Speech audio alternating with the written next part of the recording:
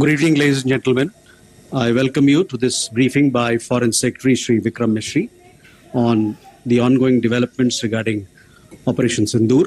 We also have with us Colonel Sophia Qureshi and Wing Commander Vyomika Singh for this briefing. With that, I hand over the floor to Foreign Secretary. Sir. Thank you, Ranbir. Good evening. Thank you all for joining for this briefing. You would have perhaps seen some information related to developments since late last night, early this morning, which is... প্রিয় দর্শক, শুনলাম তো Sophia Qureshi আর ব্লগের নাম কি ভূমিকা সিং আর কি। যাই হোক, এই যে সোফিয়া কুরেশি, তিনি একজন ভারতীয় যোদ্ধা বলা চলে, এক কথায় যুদ্ধ বিমান আর কি চালনা করেন। তো প্রিয় দর্শক, কিছু লোক যারা ভাবে যে মুসলিম মানে সন্ত্রাস, মুসলিম মানে দেশদ্রোহী, মুসলিম মানে অত্যাচারী, মুসলিম নাকি সব মুসলিমই নাকি একই রকমই। তো আজকে আমি বলতে চাই, এই যে সোফিয়া কুরেশি, সে যে মুসলিম ফাইটার, তাহলে তাকে কি উপাধি দেওয়া দরকার? কিছু গেরুয়াধারী, লুঙ্গিধারী, স্বার্থপর, লুটবাজ, প্রতারক, রাজনীতিবিদ, যারা জাতিতে জাতিতে দাঙ্গা লাগিয়ে বেড়ান, যারা ধর্মের নামে রাজনীতি করেন, তাদের লজ্জা হওয়া উচিত।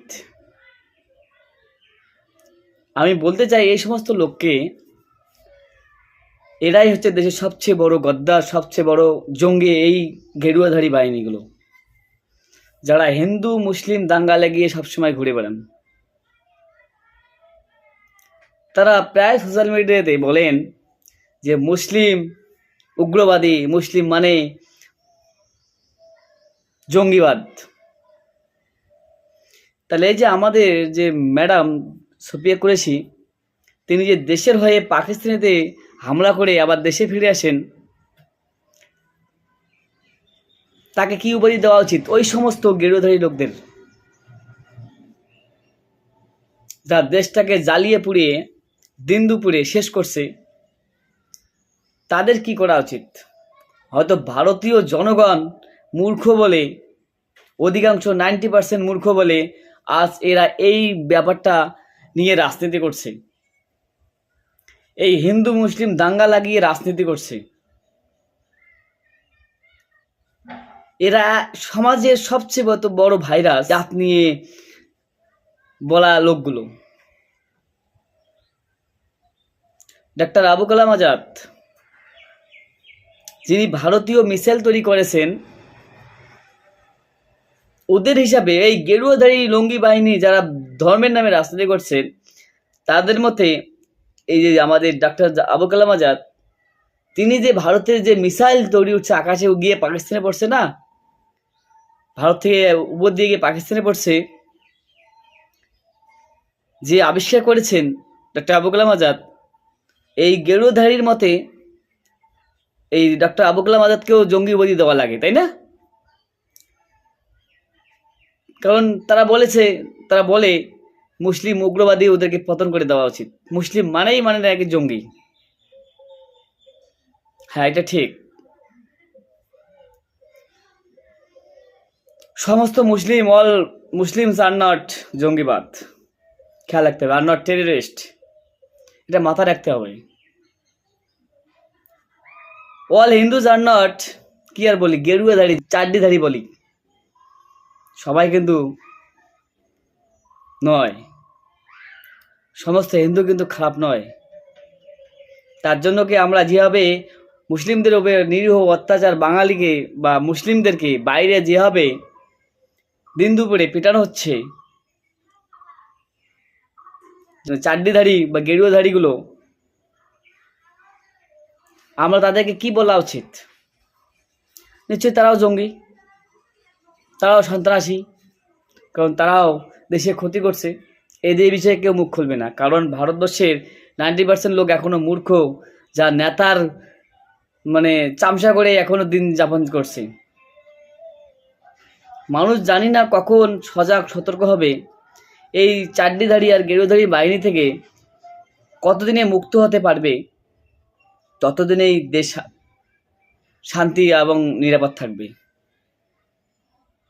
আমি এটাই বলতে চাই যে সমস্ত মুসলিম খারাপ নয়, আর যেভাবে গেরুয়া চাড্ডিধারীগুলো দেশের ক্ষতি করছে, মুসলিমকে পেটাচ্ছে, অন্য অন্য বাঙালিদেরকে বাইরে পেটাচ্ছে, তাদের জন্য সমস্ত হিন্দুকে আমরা খারাপ বলতে পারি না।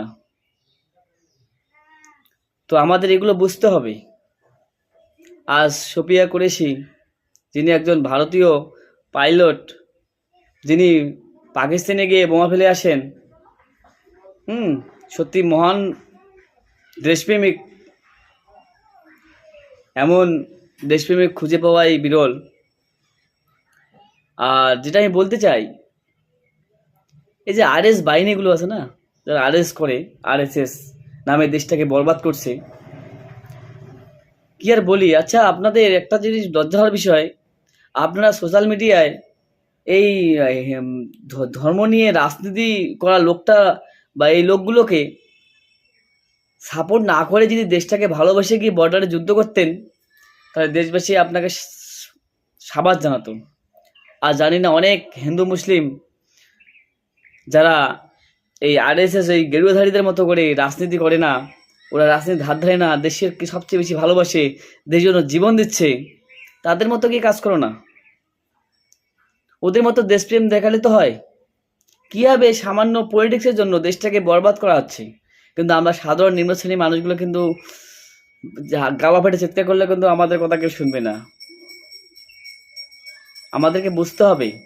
তবে আমি যেটা বলতে চাই যে হিন্দু মুসলিম না করে সবাইকে জোট হয়ে ঐক্যবদ্ধ হয়ে ওই গেরুয়াধারী বাহিনীর মতো সন্ত্রাসবাদ না করে, হিংসা না করে, একে অপরের জাতিকে হিংসা না করে, দ্বন্দ্ব না করে, আর যদি সবাই মিলে হাতে অস্ত্র নিয়ে দাঁড়ায়, তো শুধু পাকিস্তান নয়, বাংলাদেশ নয়, অদন যদি আরও 20 থেকে 25টা দেশ যদি যুক্ত হয়, তো আমাদের ভারতের সঙ্গে পাঙ্গা নেওয়া মুশকিল আছে।